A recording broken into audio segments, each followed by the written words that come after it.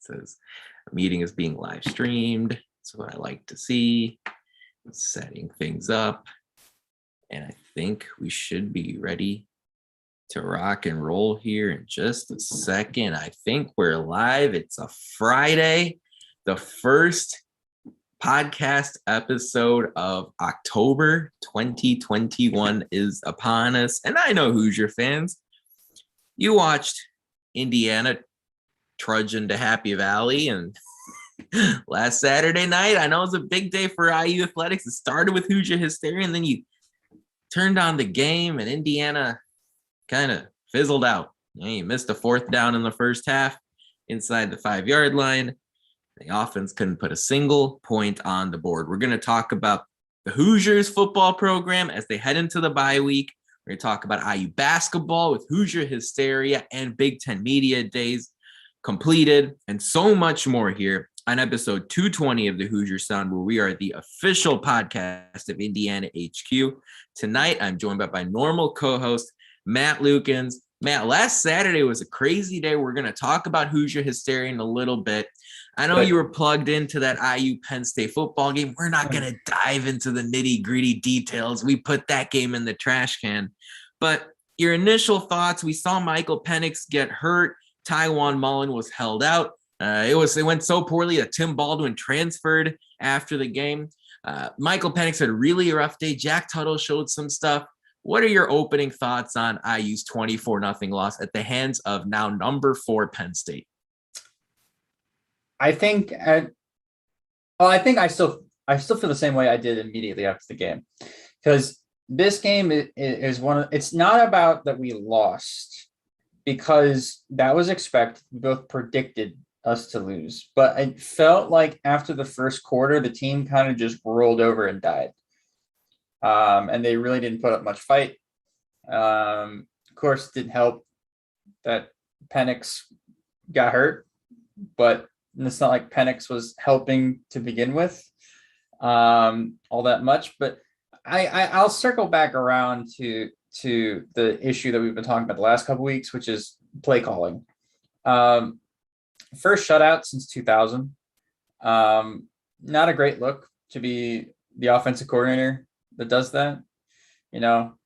We've been dealing with coaches that have been breaking ominous streaks, and recently with Archie Miller breaking our NCAA tournament appearances every 2-3 years. Every class has made it to the NCAA tournament except for the first class under Archie Miller, and that's a bit damning if you ask me. And there's a reason why we got rid of him. And for the first shutout to happen under this offensive coordinator, and remember, Tom Allen doesn't touch the offense.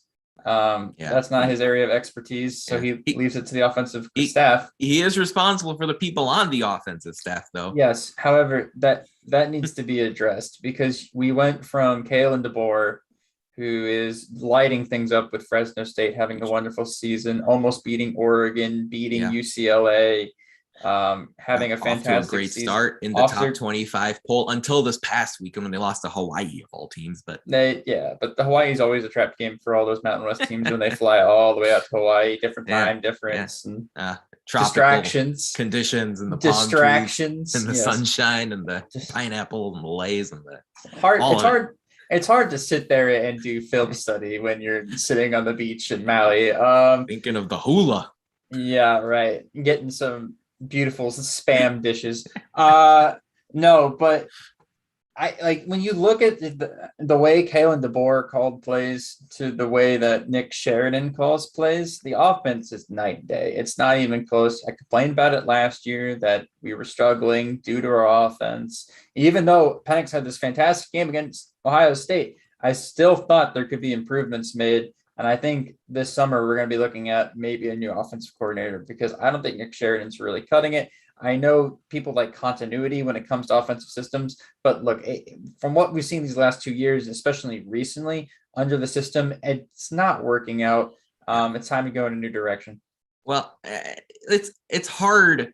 It's hard in the Big Ten when you face tough defenses, right? Indiana's gone up against I don't care Wisconsin's defense in 2020. and Ohio State's defense in 2020 and Iowa's defense in 2021 and Penn State's in 2021.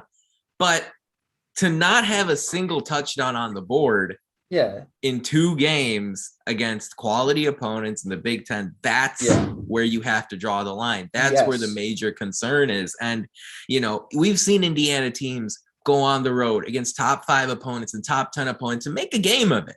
They make a game of it. 24-10, 35-21, right? 30-17, 45-34, whatever. Indiana's gone on the road and faced Michigan and Ohio State and Iowa and Penn State before and made a game of it.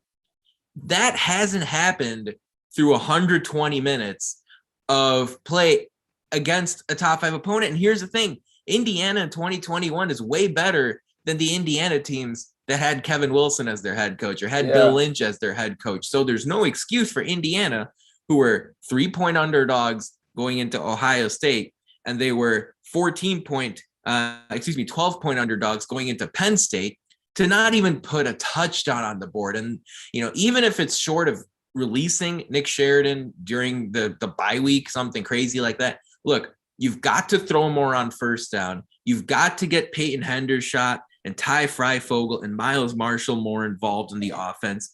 It's inexcusable for Miles Marshall, for example, at this point, to have just 8 catches on the season, 5 of which came against Western Kentucky.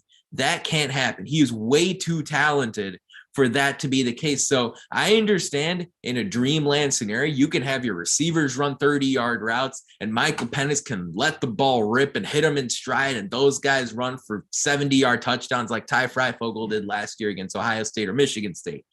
But especially how after the first 2 or 3 games went, especially after how you saw that Cincinnati game go, you have to continuously adapt. You have to continuously assess the situation and say Michael Penix Jr.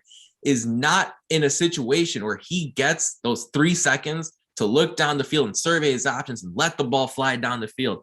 I have not seen nearly enough screens. I have not seen nearly enough slants. I have not seen nearly enough 5-7-yard hitch passes that give Michael Penix some easy throws, that give him some helpful bonus boosts in completion percentage. Everything seems like Indiana's trying to hit a home run, and you can't do that when your offensive line and your quarterback are putting you in tough situations. So, Matt, let's talk about the elephant in the room, right?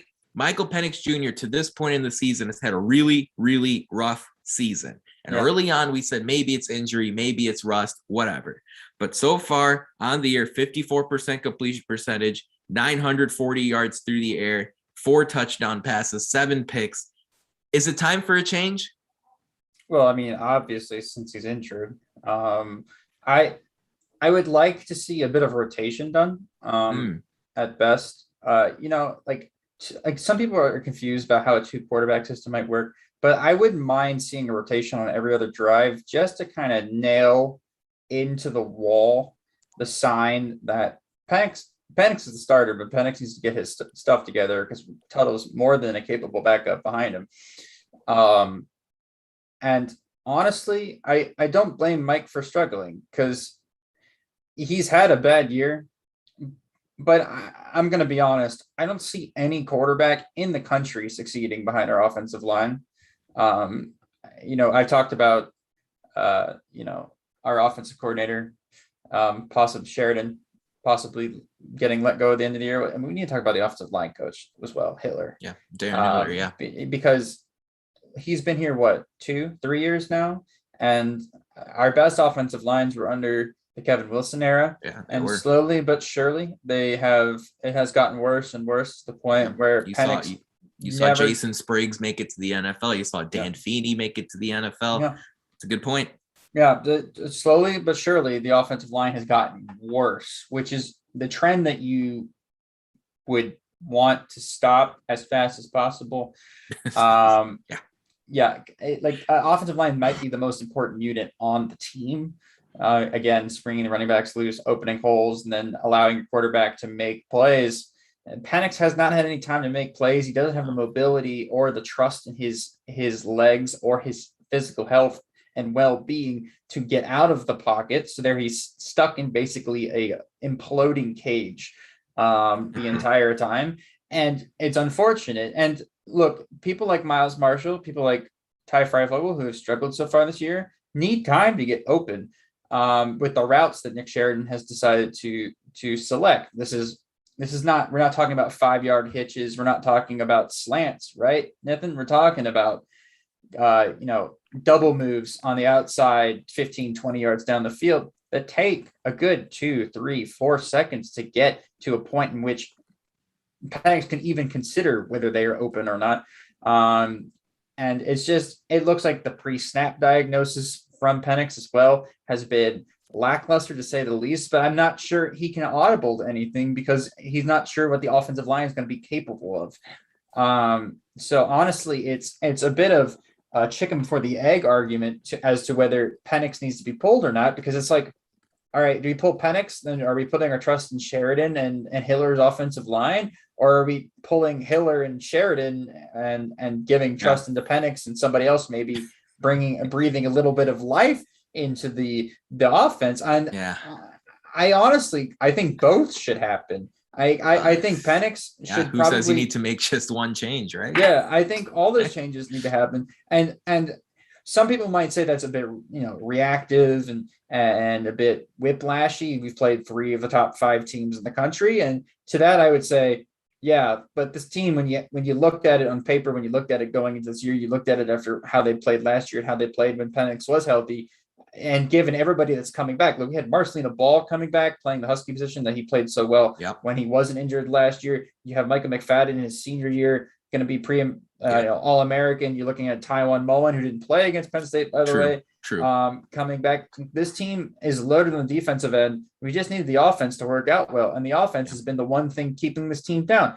Giving up 24 points against Penn State on the road is something that you look at and go, that should be a winnable position. That's good enough. That's a winnable position. And it's at least in a situation where you can keep it very interesting in the fourth quarter. Giving up, again, another 24 points on the road to Iowa, the defense. That should be the winnable position. Yep. You look at Cincinnati at home. Cincinnati was points in the off game. Turnovers Galore. Points off turnovers galore. Yeah. You had Micah McFadden gets out of the game. They were up 14-0 before that happens. Look, the offense only scored a touchdown and a field goal after we were up 14-0 in the Cincinnati game for the next 3 quarters. Like, that's unacceptable. Indiana also had 2 touchdowns in that game coming off of very short fields.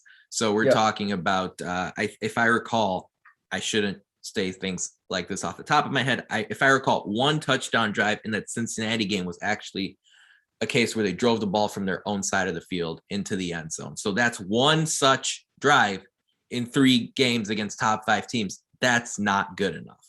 And that's the problem Indiana's facing right now going into the bye week. Also, I would like to talk about, again, Nithin, you brought this up before we came onto the podcast about the 4th down stop in the first quarter at the 5-yard line. This has been quite a frequent occurrence under this offense. Mm-hmm. You see, was it 2 against Iowa, I believe, were stopped inside the 5 or stopped on 4th down? Cincinnati for sure. Penn State had a couple. Like, it's the play calling that allows us to get into those positions. Look, we were the best red zone offense in the country under Kedan DeBoer. That was 2 years ago. Mm-hmm. And it's a lot of the same players. It's a lot of the same skill position players. You had Penix in there as well. We were one of the best in the country. And then you look at us now, and it's like every game we're getting stopped on 4th down in the red zone. Like, you have 4 tries to make it 10 yards. I'm not talking about 4th and goal. I'm talking like 4th and 2 at the 5. And I'll tell you one thing on that note, right? A lot of the ones that Indiana has missed, it's stuff right up the gut, right behind your center and your guards, whether it's on a Penix sneak or a Tim Baldwin run or a Stephen Carr run, it's stuff right up the gut. I remember clearly a 4th down in Indiana's own half of the field that they converted against Cincinnati, where Penix, I believe, faked a handoff, rolled a little to the left, found Hendershot in the flat, easy gain, moved the chains, keep the thing rolling.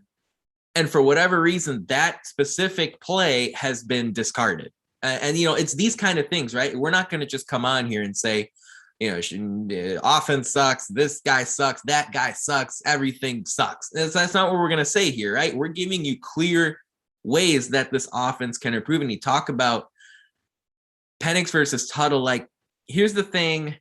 Here's the one thing, all right? And I know there's a lot of bad in that Penn State game.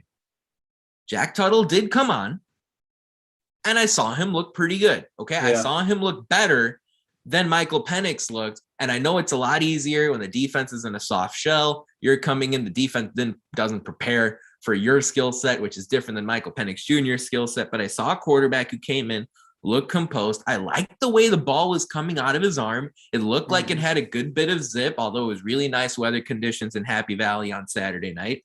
I saw him throw the ball in the right spot where the receivers have a chance to catch the ball and make a move after they bring the ball in. He had one bad pick, no question about it. Let a ball fly down the left side of the field. And even Tom Allen said, I'm not really sure what Jack was looking at on that play. But I will say, as someone who has watched every minute of every press conference since that IU Penn State game on Saturday night, including Tom Allen's reaction after the game, I feel like in the building,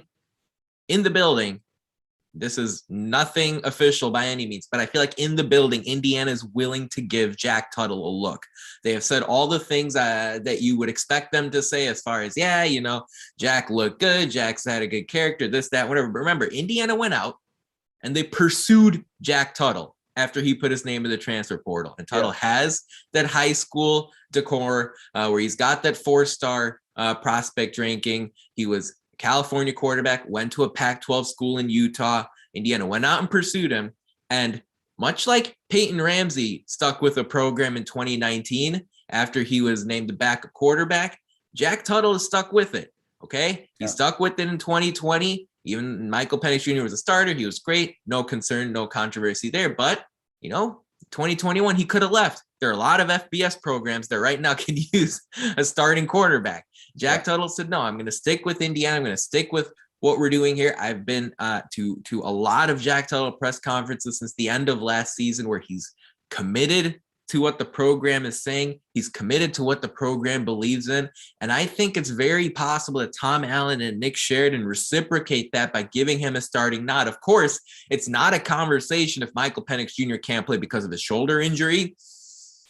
But even if Michael Penix Jr. is healthy, I think Indiana's coaching staff right now, through 5 games of data, not just 1 or 2 or 3, but through 5 games of data, I think they have concerns about where this program can go with Michael Penix Jr. at QB1. So don't be surprised if Jack Tuttle gets a look, but make no mistake about it. You could see the complete opposite where in 3 weeks, you see that Jack Tuttle through 2.5 or 3 games has struggled.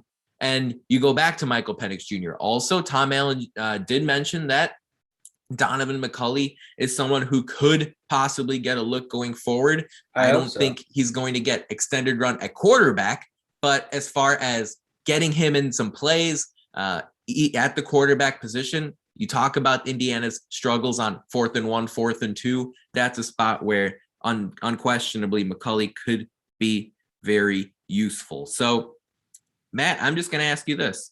I'm going to ask you the same question I asked on the Hoosier Sound weekly podcast poll.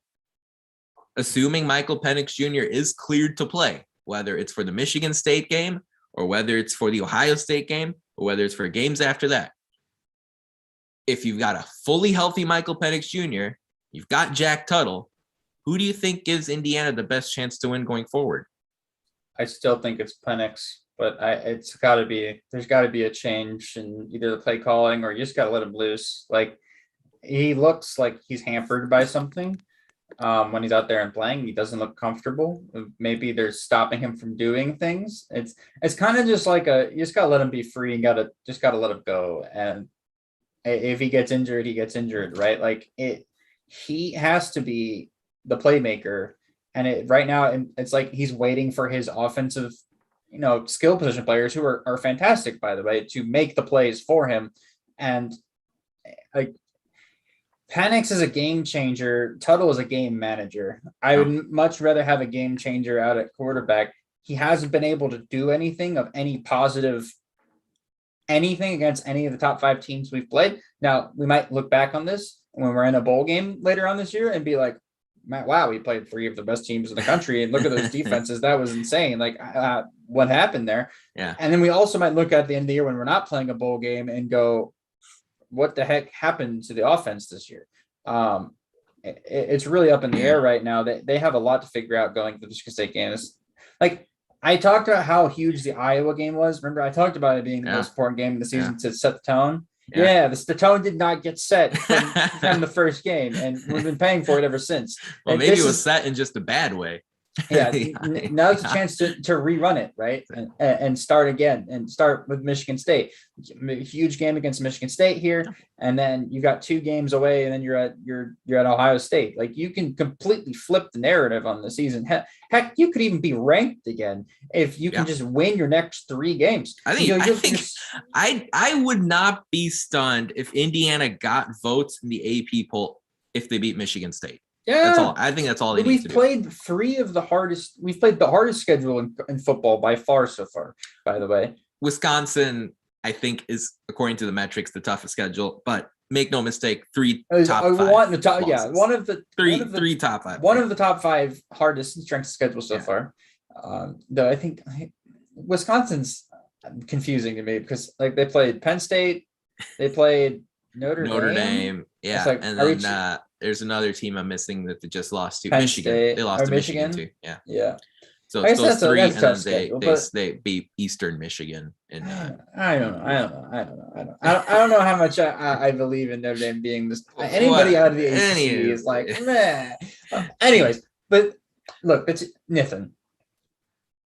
What do you think about the quarterback situation? Are you team Penix or are you team Tuttle? I know, like, I can see the reason why somebody would want to change, but for me, it's like Penix was the guy. Remember, Ramsey left the damn program because Penix was the guy last year. Yeah. How does that change in 365 days? That does not change at all. Like, the only reason that he's struggling to me is the play calling and the lack of mobility.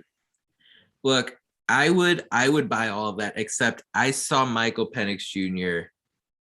in 2021 make some really, really bad decisions with the football in his hands. You know, I can recall a really bad interception against Iowa where he underestimated the speed of their secondary. I vividly remember him throwing behind Peyton Hendershot in the end zone against Cincinnati for it to get picked off. I remember him inexcusably throwing a pass over the middle of the field to a Cincinnati safety who was there at the end of the first half to pick it off in a moment in the game where an extended drive on offense would have been really helpful because Micah McFadden had just been injured. I saw Michael Penix Jr.'s interception on Saturday night. Indiana had been moving the ball down the field. They had a big completion to get into Penn State territory, and then it was just a poorly lofted pass to the sideline that was picked off by Penn State. And sadly, the realization that has come upon me, and I think a lot of Hoosier fans out there, is that 2021 Michael Penix Jr. is not the same as 2019 or 2020 Michael Penix Jr. because the injuries have just debilitated the kind of quarterback that he could be. And it's really sad because Michael Penix Jr., without a question, 20 years from now, will be remembered as one of the most important quarterbacks, if not the most important quarterback in Indiana history. The way he, in the middle of a pandemic, gave Hoosier fans so much pride and so much happiness by destroying Michigan's secondary and reaching for that pylon against Penn State and lighting up Ohio State and Columbus. All of that are memories that Hoosier fans are going to treasure forever. But in the 2021 vacuum, Jack Tuttle, I look at him and I say, that's a guy with sufficient Big Ten arm talent to get the job done. And if nothing else, look, I even commented earlier, maybe in 3 or 4 weeks, we say Michael Penix Jr. needs to be put back into there because in 3 to 4 weeks, Indiana's going to have really big games against Rutgers and Minnesota and Purdue. And it's very conceivable that IU's 3-6 and has to win those final 3 games to get into the bowl picture. But as far as I'm concerned, right now on Friday evening, October 8th, I'm giving Jack Tuttle a shot to win the job until he loses the job. And I saw more than enough in his 12 passes against Penn State, I guess 11 minus the pick, where I saw him make the right reads, make the right throws. It had good velocity, good accuracy. I would flip the switch. I would go to Tuttle coming up here for this Michigan State game, if not even for the rest of the season going forward, until he shows you something to lose the job, because I'm a numbers guy. The numbers for Penix aren't there. I was in person in the Cincinnati game. I was in person at Western Kentucky, and the Michael Penix Jr. 2021 just looks different. Now, we asked all of you who follow the Hoosier Sound on Twitter, assuming Michael Penix Jr. is cleared to play from a shoulder injury, whenever that is, which QB gives Indiana the best chance going forward this season? And over 160 votes have been cast so far. The poll's not even been up for an hour. It's going to be up for a week, but over 160 votes have been cast right now. Jack Tuttle has 86% of the votes. That's way more than I expected. I was expecting maybe 60-40, 50-50. 86% is not what I was expecting. Let's look at 50-50 argument to me. Let's look at some comments here. Wesley B says it depends on which Penix we get. I mean, that's completely fair. Maybe this bye week helps Michael Penix just as much as it helps Nick Sheridan, Tom Allen, and Charlton Warren. How about the comment from Mike 24 Hoosier? He says it's anyone other than Penix. He's been really bad this year. But, some replies to Mike are that, hey, look, Indiana has played the 3, 4, and 5 teams this season. Who would look good against that? And those 3 teams, their strength that has elevated them to unbeaten records for all 3 cases, their strength is their defense. You saw Cincinnati suffocate Notre Dame all afternoon on Saturday. So it's a tough decision. I'm willing to give Jack Tuttle a look. But Matt, as he said, it's not easy, right? This is not black or white. There's a lot of gray involved here. Would you be shocked if Tuttle got the call? No, I said, for me, this is like a 55-45 argument in my own head about who should start. Yeah. But the fact that it's even a 55-45, by the way, is how bad Penix has played. Remember, it says a lot, right? Yeah. This was not even a question going. It was like if Penix is healthy, does he start? And the answer was, duh. Right? It's not a question. That Penix has played so poor. He's played himself into this corner. Yeah. But I want to point out for Mike's benefit, or I guess on Mike's behalf, the hand that he's been dealt. He's playing with like three of his limbs tied together behind his back. He's trying to jump across the line with his left foot. Right, like it's absurd. Like he can't do anything. He's got no protection. The play calls have been terrible, and he's not playing up to the way he would play. If he had a comparable offensive line, we might be talking about Penix being like, sure, he's made some weird plays, right? But at least he would have had time to make decisions. If he's healthy and can run the ball, okay, maybe we can talk about why Penix hasn't been really running that well. But like we've seen, he hasn't been as mobile as he has been in the past due to injuries. And then the play calling hasn't helped him at all. So it's a bunch of really bad coincidences, I guess. Yeah. Well, and what's interesting too is that Michael Penix Jr. isn't the only quarterback who came into 21 with a lot of expectations and has struggled. Right? I mean, and none of these guys who I'm about to mention have had the injury history that Michael Penix Jr. has had, right? Think about Brock Purdy at Iowa State. It's not been a honeymoon season for him that he would want. Spencer Rattler at Oklahoma. I saw Sooner fans chanting for the backup in their home game against, I think it was against Nebraska a couple weeks ago. Well, Oklahoma fans are known to chant stupid stuff. So, How about Kedan Slovis at USC? He was projected to be a first-round pick by a lot of people, only to be replaced, but only to get his job back because the backup got hurt. And then Slovis lost at home to Oregon State by 2 touchdowns. So not too great. Remember, Graham Mertz at Wisconsin was supposed to be sort of the next level quarterback, and it's been a big struggle for him. So it's not just Michael Penix Jr. has gone through this, but we've got to face the facts at some point, right? By the way, I know I've been ripping on our coaching staff, but at least our coaching staff isn't USC's. How do you get rid of JT Daniels for Kedan Slovis, and then Kedan Slovis performs like Yeah. this, and JT Daniels is on maybe the best team in the country. Yeah. I also vaguely remember USC maybe 7-8 years ago picking a guy named Max Brown to start for them over Sam Darnold at the start of the season. So I guess, yeah, it's a good point, right? Anyway, one other It's the thing same coaching staff. One other thing I wanted to mention here is that I was doing a little research, right? And I know IU fans are a little frustrated at how the Hoosiers have seemed to draw up the worst possible schedule you could think of, with three top 5 teams in the first 5 games. I found it interesting that there's precedent for this.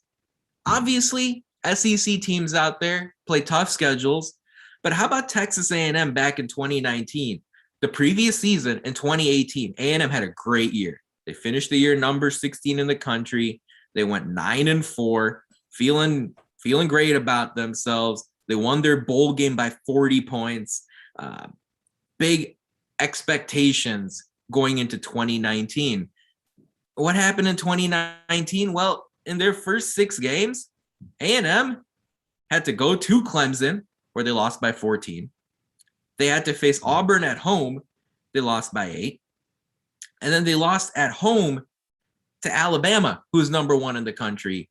So through 6 games, this Texas A&M team that's supposed to be great and this and that and whatever faced 3 top 10 teams, 2 of which were number 1, and lost those 3 games to start the year 3-3. But they got past it. They started beating teams they were supposed to beat. They strung some wins together. They won their 4 straight games after that. And then guess what? They had to face top 5 Georgia and LSU at the end of that season. They lost both of those games as well. But A&M got to that 6-win mark. They finished the year, I believe it was 8-5. They got a bowl win, and it gave them some confidence going forward into 2020, where last year they won a New Year's Six bowl. So I know things have been a little shaky for A&M this year, and I know it's not a perfect apples to apples comparison, but I thought it was funny. Texas A&M 2019, Kellen Mond as their quarterback, faced 2 number 1 teams, 3 top 10 teams in those first 6 games, lost all 3 games, ended up still winning 8 games, 4-4 in Big Ten play. I just thought that was interesting. I don't see anything comparable to they Wow. went Clemson, Alabama are not even close to the teams that we've played yet. They're much better, I think. Especially those 2019 versions are much better.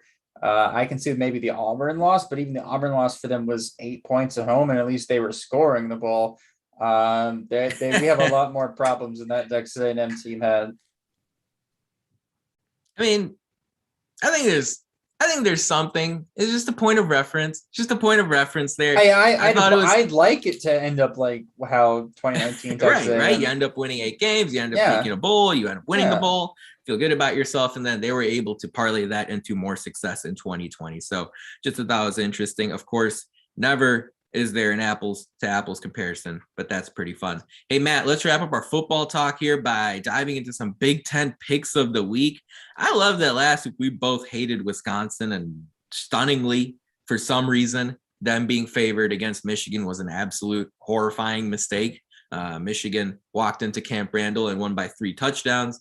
We got a little greedy with some of our other upsets. We thought Illinois and Nebraska were going to lose. And hey, how about the Cornhuskers beating Northwestern 56-7 last week? Who expected that? I definitely didn't. Nebraska now gets a pretty interesting home matchup against Michigan coming up on Saturday night. 1 of 5 Big Ten games on the slate, all conference action. Matt, as you look at these 5 games, give our listeners a pick against the spread and an upset pick that has your antenna up coming up on this Saturday. Yeah, so my cover pick is how is Michigan only favored by 3 over Nebraska? How? It's 5-0 Michigan. I don't care that they're going to it's Nebraska. Nebraska has been awful. Except Saturday. Crush Northwestern. Yeah, but everybody's crushing Northwestern right now. Give me Michigan. And honestly, I don't really see an upset pick at all in here. I think the only team I could see maybe on upset watch is somebody like Michigan State, who's playing at Rutgers. Mhm. Rutgers favored by 4.5, but or Michigan State favored by 4.5. I can see Rutgers maybe covering that and being a very close game. Yeah. But I don't see any upsets. I think Iowa beats Penn State. I think Michigan beats Nebraska. Wisconsin should run the Illinois off If the if map. they don't, right? If they don't, that's a whole new level of futility for the Badgers. Well, Wisconsin's looking for a head coach if they don't beat Illinois, and then they might still be looking for a new head coach the way the season has gone for Wisconsin. And then Ohio State's not getting upset by Maryland. Let's be honest here. Maryland looked like a Pee-wee team against the Hawkeyes, and Ohio State can score the ball at a much higher rate than Iowa can. So, well, you know what I would say to that, Matt? If there are no upsets, then that's an upset. So if our listeners go out there and parlay the 5 favorites to win straight up, you're gonna make yourself a pretty good chunk of change. I think betting advice wise, Iowa only favored by 1.5 at home. I would take that, because that's like, you win that bet, you're winning about almost 48% of your money back, 45% of your money back. Yeah, you are. And they're at home, and you saw what that home crowd did to us week 1. And I don't think Penn State's offense is all that fantastic either. So, yeah, my pick against the spread, I think Michigan State's actually going to cover 4.5. Yeah. I look at that matchup and I see Michigan State. I think they've just got too many weapons for Rutgers at this point. I think they're catching Rutgers at a good time too, after a couple of tough losses for them. I've got Penn State winning at Iowa this weekend. I think Penn State's going to have going to just make a couple plays. You know, I'm not saying it's going to be a blowout by any means, but I can see Penn State making those couple key plays to win the game, especially if they get out to a lead and force Spencer Petras to throw the ball a few more times than they'd like. Iowa's not going to be able to run the ball through them like Iowa has been able to run the ball so far this season.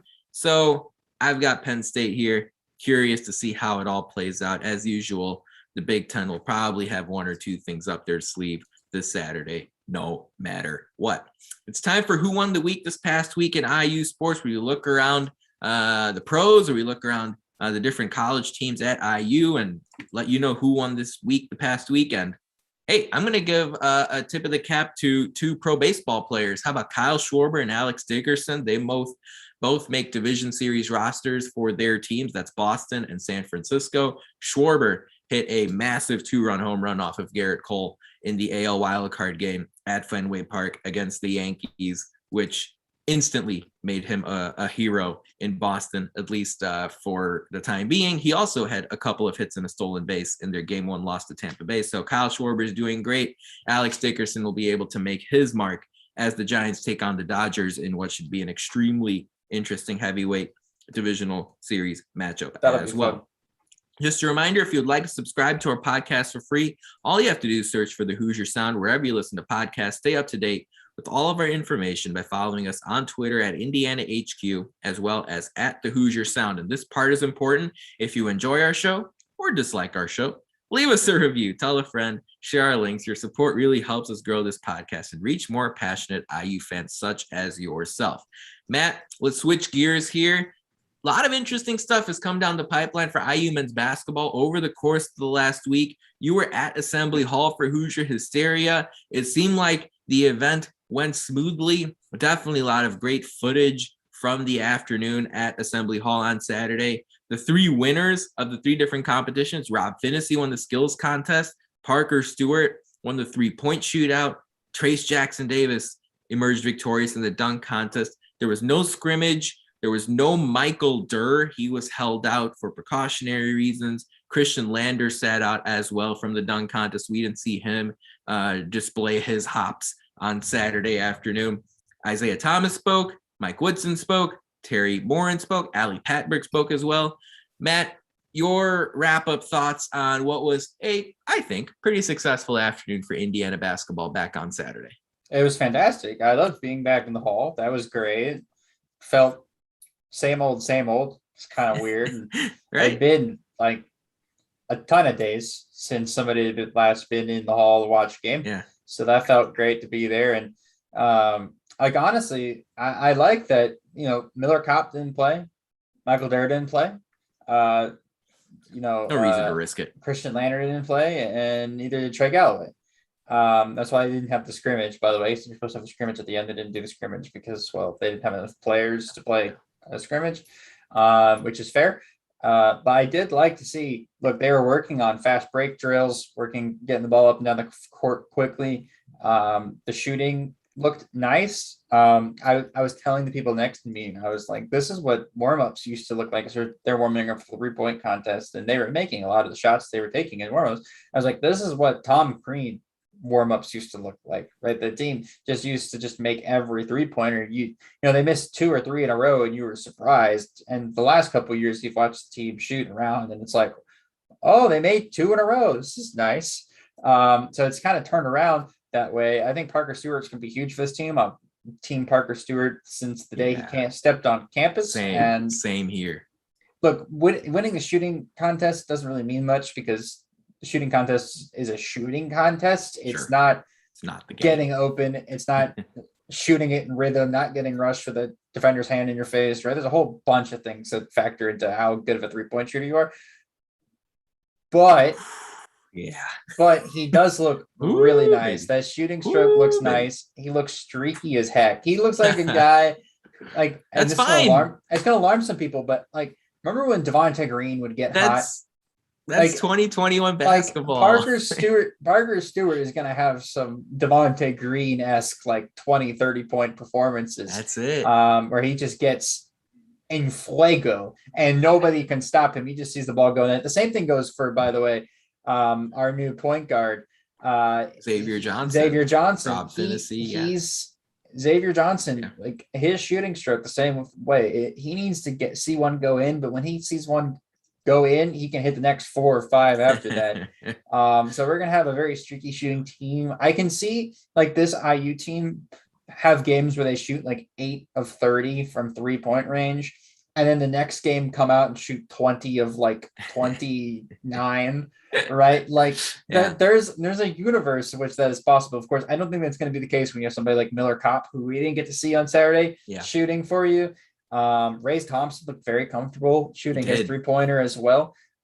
So a lot of really good things to come out of Hoosier Hysteria. Again, it's midnight, Matt. It's Hoosier Hysteria. I'm not going to try to get too pumped up about it. That being said, I just went to a 5-minute ramble about how we're going to be the best 3-pointing shooting team in existence.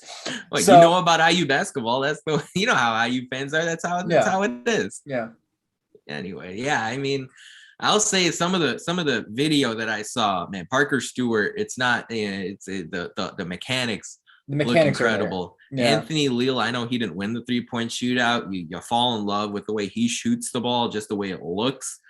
You talked about Race Thompson. I saw Rob Finney hit a running 3-pointer during the skills competition, which was, I don't know if that's going to be part of the full arsenal for Finney this year. We're going to talk in a minute about Mike Woodson commenting on Rob Finney needing to shoot more, but I don't think it's going to be like that. Although I don't know, hey, if he develops a penchant for knocking that one down, all the power to you. Indiana just looked like a team that was together. They look like they're all on the same page. Of course, there's going to be adversity that hits them this upcoming season. Sure. First game a little bit over a month away, November 9th, Eastern Michigan, 6:30 Eastern on BTN. But they seem to be taking care of all the right things. And you talk about the streakiness of Parker Stewart or whoever. That's basketball in 2021. At the end of the day, it's like when you look at the season in general, are you hitting a sufficient percentage of your shots? Are you hitting 38, 39% of your threes? If you are, the streakiness is whatever. It is what it is. Got to accept the highs with the lows. That's how basketball has adapted. That's how it's emerged into the 21st century. So, you take enough shots and you make enough shots, that'll lead you to success. So let's talk about our social media shout out real quick. Hey, more practice footage released by Mike Woodson on his Twitter account. I love to see that. It looked like Clark Kellogg, the CBS sports analyst, as well as Mike Epps, the famous actor, entertainer, comedian, were visiting the Hoosiers during their practice. And And Mike Woodson and Mike Epps and Clark Kellogg all spoke to the team after one of their practices were done. I think this was on Thursday night. I can't confirm that date, but that's when the post was put out there. So really nice to see Mike Woodson branch out. I'm looking forward to seeing some Hoosier alumni get in touch more with the team here, see possibly if there are special VIP guests to IU basketball practice coming up. So just wanted to shout that out. Love seeing that. Hey, I liked Allie Patberg's comments during Hoosier Hysteria on Saturday, talking about why she returned for a run at a women's basketball championship. That would make history at Indiana. I know the women's team has a lot of heavyweight matchups, a lot of big time gold star matchups in their non-conference schedule. So we're going to get a pretty quick look 4 to 6 weeks from now as to how lethal they can possibly be. Hey, we would be remiss, by the way, if we didn't mention how good this women's team is going to be this year. They are going to be fantastic. By the way, in a fantastic development, Mackenzie Holmes looks like she can shoot threes now. If you don't know who Mackenzie Forrest, she's our 6'3" forward, but she's really our center on the women's team. And she looks like she can spread the floor now, which is a huge deal because last year she made a living in the paint, but being able to now be a 2 or even 3 level scorer on this team really opens up the floor. Alexa Gulbe also was sinking 3-pointers. Like, this team could literally win the national championship for women's basketball next year. That would not be in the least bit surprising for me. Grace Berger, it's her senior year. It's her second, third, fourth senior year for Allie Patberg. But honestly, this women's team is going to be something to watch. You guys, if you can't make it out to women's games during the week, because I know they're at 5:00 on Tuesdays, and who can make it to a game then? But if you can watch the games online or keep up with them, track them on ESPN or whatever, do so, because this women's team is for real, and they're going to be maybe the best team of the 2 basketball teams, and we have a really promising men's team. So no, that's a great point. And IU women's team has had a lot of success the last few years, and to say that this version could be the best ever says a whole lot about Terry Morin and how she's focused on player development. It's really remarkable when you compare what they've done the last 5 years to what they did in the previous history of the women's program. The accomplishments that they've been able to get under their belt here the last 5 years, absolutely sensational. So definitely keep an eye out for them. You can follow us over on Indiana HQ, over on the Hoosier Sound on Twitter. You can find us on YouTube and Facebook as well. Matt, on Instagram, it's not Indiana HQ. It's what? Indiana.HQ. That's right. I can't believe someone stole that. I don't know what's going on there, but Indiana.HQ is where you can find us. Shout out to Colin Ebel on our team. He headed over to Penn State last Saturday night, and the stuff, the pictures and videos he was able to put together are just jaw-dropping. So definitely give that a look. I know the game didn't go the way Hoosier fans wanted it to go, but the pictures and the videos that Colin took are outstanding. Matt, Big Ten Media Days took place this past week. They took place on Thursday and Friday, the 7th and the 8th. You heard Big Ten President Charlton Warren speak. You heard Mike Woodson and Terry Morin take the podium. Warren said he was really happy to see Mike Woodson in the Big Ten. Of course, why wouldn't he be? Warren said, we are so thrilled to have him back in the Big Ten as Indiana University's head coach. Woodson took the podium. He said, for me, an interesting comment that Woodson made, for me, Rob Finney has been one of the most bright spots in the last 3 months. Woodson, a bit humorously, said that his problem with Rob is that he has to get Rob to shoot more. Woodson also commented on Xavier Johnson, saying Xavier has been great. He changes the game with his speed. And Woodson went on to say he's just trying to get him to be a better point guard. Matt, IU has picked to finish 7th in the preseason poll behind Michigan, Purdue, Illinois, Ohio State, Maryland, and at Michigan State in that order. You can do the math on what teams they came out in front of. But hey, Matt, if somebody gave you a 7th place finish in the Big Ten, would you take it today? No. I think Roll the dice. I think we're better than Michigan State and Maryland. So I would Okay. want fifth. I'd be a little bit disappointed with being seventh. But that being said, the Big Ten is pretty stacked this year. I think Michigan and Purdue are maybe two of the four best teams in the country when you look up and down. Some might say Memphis, but I tell you, what is Penny Hardaway coached at all? And then you look at the rest of the teams. Look, Maryland is they have a lot of really high impact transfers coming in for that team. They do. They could be the best team in the Big Ten, and they could also be bottom 5, in my opinion. Like they legitimately like wide range of scenarios. There's a scenario in which they just fall apart. Michigan State, it's like they have a 5-star recruit coming in that we were clued in on, Max Christie. But I wasn't really sold on that team last year, and I'm still not sold on them even adding a 5-star. No, remember, you got to think a guy like Aaron Henry is gone from them. Thomas Kithier transferred out. Rocket Watts transferred out. I'm sure I'm missing a few others as well, but yeah, fair enough.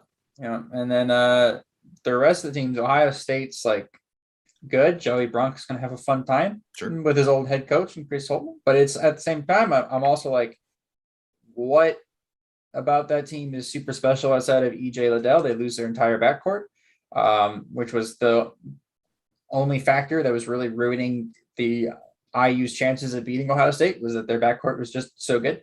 And then I'm missing one more team that was above us, right?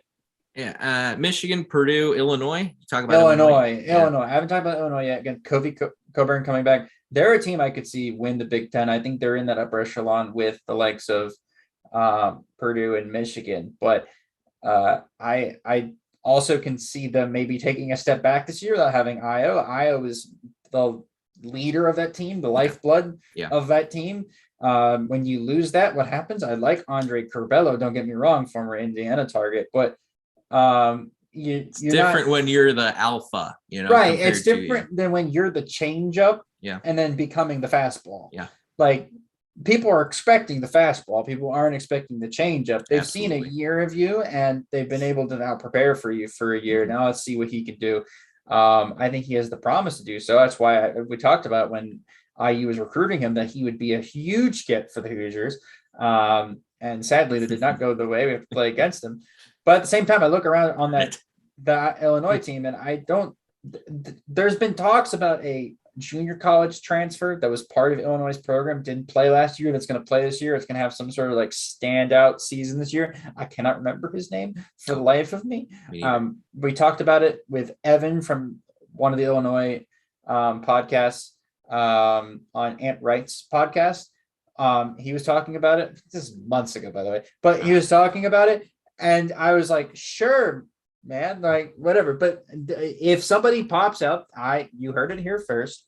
There's apparently some secret weapon in the wings waiting in Illinois. That's hilarious. Yeah, I mean, how about Jeff Goodman, who obviously is a current analyst for Stadium. He tweeted out, and not part of this poll, but he tweeted out if he had a vote, his top 4 in the Big Ten right now would be Michigan, Purdue, Illinois, and Indiana. So Goodman, as of right now, believes Indiana comes into the Big Ten as the 4th ranked team in the conference.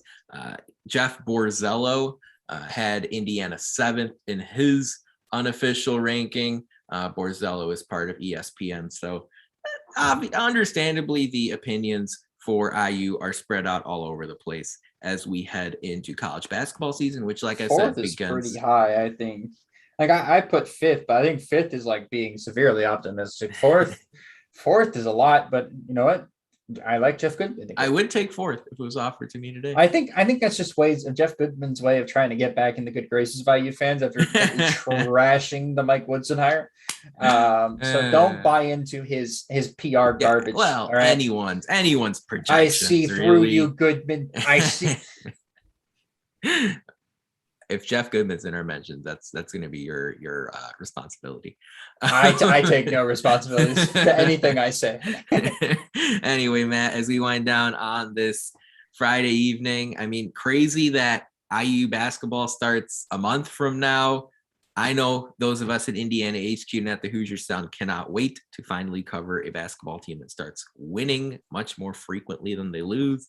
I know the football, the noise around the football program is there, but there are a lot of different ways to look at it because the 3 losses that come to top 5 teams. But the Big Ten doesn't really get all that much easier. What are your final thoughts as we wind down on this Friday? I it's a little bit of a cry myself, my world's smallest violin and Cry Me a River, but it's been really tough to do a podcast when our football team keeps getting their face kicked in. It's like really hard to like just pull yourself up in the morning and be like, God, I can't wait to talk about how I want our offensive coordinator to be left on the tarmac in Happy Valley. It's really tough. And so, having Hoosier Hysteria, getting the basketball team back here very soon, is going to be a nice break from how it's been. And hopefully all things, knock on wood, sure, whatever your luck charm is, we're going to have a fantastic season and Mike Woodson will have been the right hire. So we'll see. Yeah. And with football, right, Matt, like this is what Indiana has brought upon themselves, right? When you win as much as they won in 2019 and 2020, you're going to bring in more viewers, you're going to bring in more followers, you're going to bring in more observers, and you're going to ride the highest of highs when you win, and it's going to be the lowest of lows when you lose. I mean, go look at message boards and social media when Texas A&M loses like they did to Mississippi State on Saturday night. Go look at what USC fans are talking about. Pick your Florida State, pick your big-ish program that loses some games. The fan bases get irate. And look at Indiana now, you've succeeded your way. You've worked your way into being this program that is known now for winning more games. And how Indiana is still relevant is because all these fan bases around the Big Ten footprint and even nationally are kind of pointing and laughing at Indiana after these losses and saying, we knew you guys were fake. We knew you guys were frauds. We knew you guys weren't all you were hyped up to be the last 2 years because of the pandemic or because of luck or because of whatever. That's how you know Indiana's made it, at least to some modicum of relevance. So the only way you fix that now is by taking this bye week to figure some things out, to tweak some very important parts of your defense, to overhaul some very important parts of your offense. And then you do everything in your power to knock off Michigan State, who, assuming they win against Rutgers, will be at least a top 9 team when they come into Bloomington on October 16th. That's a noon kick, by the way, on Fox Sports 1. But that about wraps it up for our 220th show of the Hoosier Sound. Thank you so much for joining us. We really appreciate your support. To hear more fantastic episodes like the one you heard today, be sure to follow us at Indiana HQ or at the Hoosier Sound to make sure you don't miss any in the future. You can also go to our website, indianahq.com, to find it all in one place. But as always, thank you for listening, Hoosier Nation.